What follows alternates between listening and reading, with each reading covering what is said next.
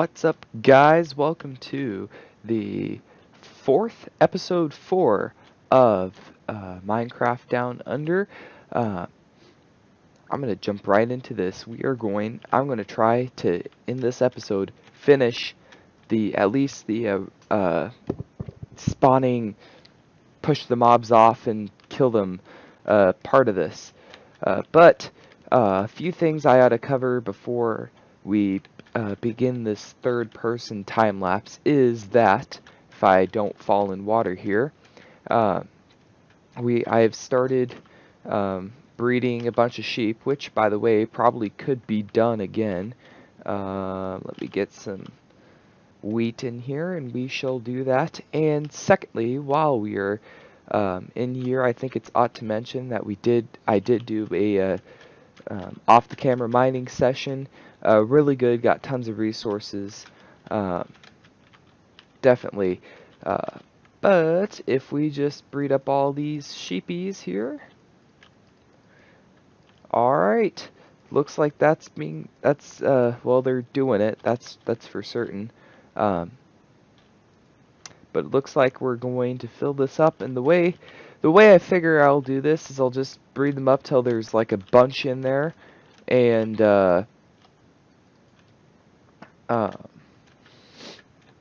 then I'll decide whether I want to try to like cram 24 into one block space and breed them that way, and then just kill the younglings, or yeah, we'll see. But without further hindrances, let me put my wheat in here, and we shall start that third-person time-lapse. So sit back and enjoy the tunes.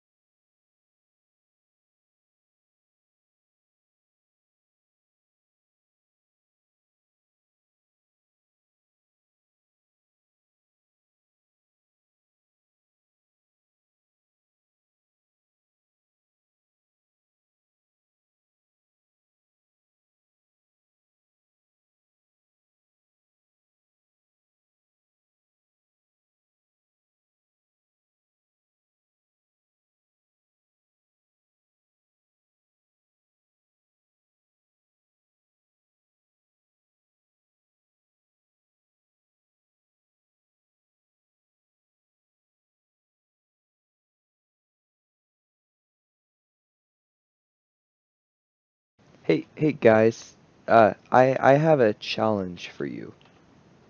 I want to see who does the biggest facepalm out of all of my viewers, okay? And I know that facepalms must have a reason to facepalm, so let me give you a reason. All the footage of me building this thing and going and lighting up all these caves has been lost. Yes, yeah, I can hear the slaps right now. But let me explain why, because that's a good 14, 15 hours of footage right there to explain why it's missing. I was recording this, and I was going all day. I had gotten the farm done, as you saw me doing the last little bits, and then I realized it wasn't really spawning a lot of mobs, so I'm like, oh, maybe I should, light up my world. So I'm like, why don't we go big? I'll go 144 blocks in each direction, right? Because that's the area that mobs will spawn, right? So I start doing that, and I get pretty much most of it done, except for few thirds, and the mob spawner, even on the ground, is like working like a beast. And I have pretty much most of the caves in the area lit up, including a very large mine shaft, which I got name tags, which I want to show you something cool. And then my system memory, which is like, it's not that much, it's 8 gigabytes, but still, it runs out and the whole computer shuts down. And that's, I went to check the files, and none of it's there. So it's very, very sad days. But however, not so sad, because we pretty much have this entire mob farm, which is quite a huge project done. So let's go ahead and take a leap.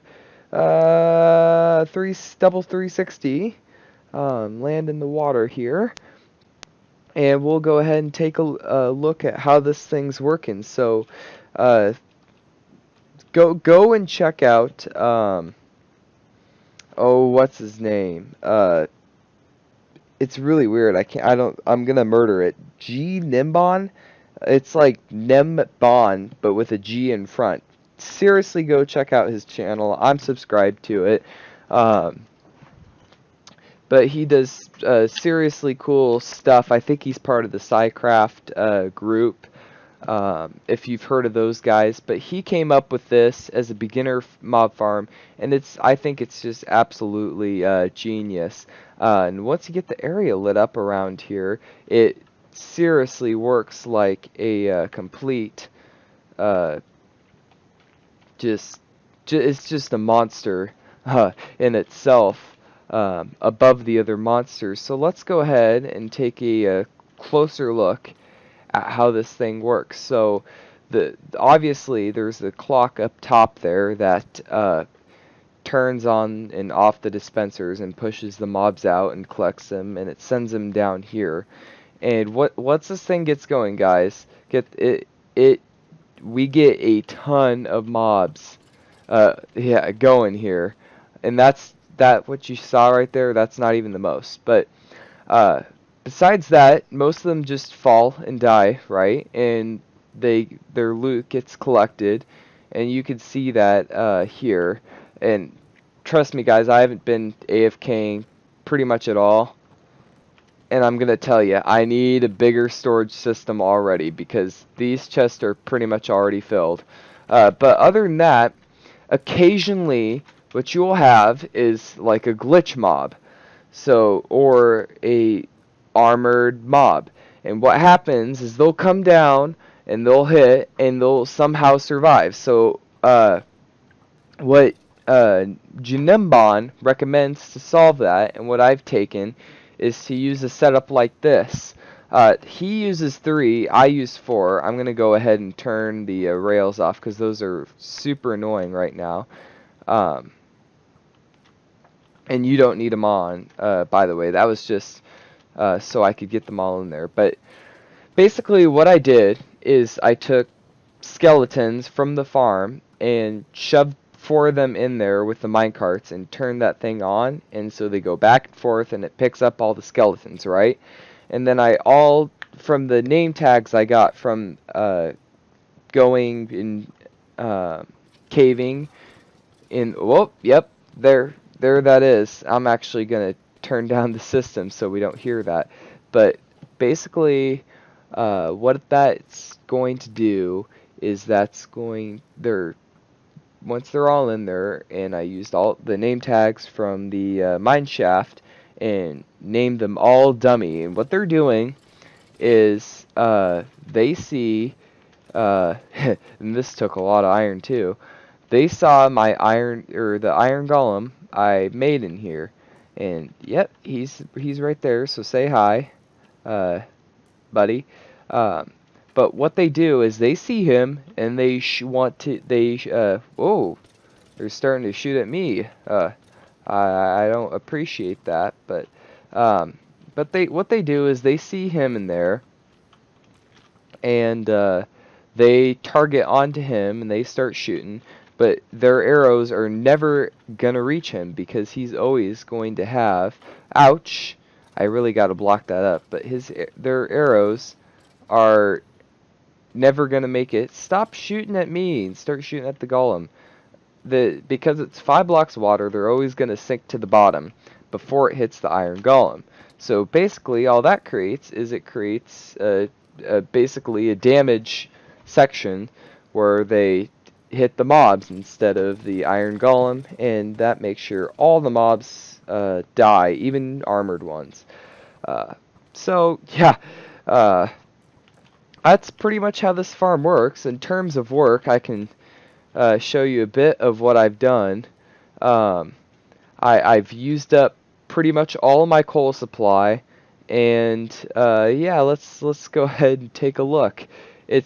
It's literally miles upon miles upon miles of torches, and I found the most efficient way to do this was just to go in rows of 4 and just start placing torches down rows. This is like past the spider farm too, but you can see like, yeah, we're all the way out here, and there's my 144 block marker, but we've gone a long way, and most all the caves under wherever there's torches, most of the caves under it are lit, just so this thing can spawn and spawn and spawn, and all the way back there and all the way over there, and most of all the way back there, there is an area I'll show you over here. Oh yeah, and I've been doing sheep breeding in the meantime. Most all the way back here, while there's tons of Endermen, but you can see there are spots here where it's very, very deadly. Very, very deadly, but I have not lit up the area around here, and I'm gonna work on that, but obviously I need more. And wow, that is, every time I approach that and my computer loads this in, I just have to say that is a beautiful Minecraft formation. In fact, it's almost worth building in. But I have other plans for like the actual mega base. So, but for now, I don't know why that Enderman isn't on fire, and that creeper just blew up a hole. But for now, guys, we have a mega mob farm, and it works. And we're getting sheep too. But the main reason I built this, guys, okay, this is case in point, and this Enderman is, yeah, you come here, teleport across the water, whatever, I don't care. But you need to just die. Why are Endermen burning in the daylight? Oh, jeez, come on. Die. There we go. Aha, I win. But to the main point why I built this. It's not just for the crazy amount of drops you get. No. Much more deeper than that. We need tons and tons of bones, and that will all these resources that you're seeing in front of you will basically boost us up to the next level of being able to play. And most people know about this, but with the gunpowder, now we have access to concrete when we find a desert to mine, but and then the rotten flesh you can trade with villagers, and the bones especially, because that's bone meal. You can use them in tree farms, in all the wheat, potato, carrot, beetroot, etc. farms.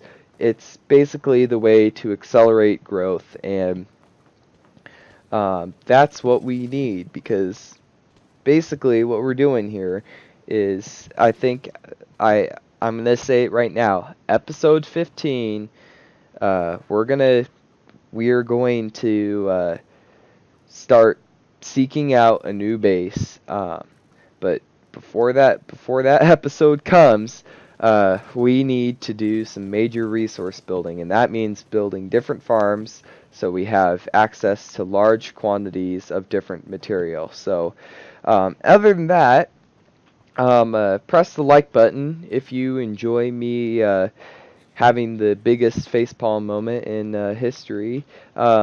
Hit the dislike button if you absolutely hate me and don't ever want to watch this video again. And leave a comment. Hashtag full episode for episode number 5.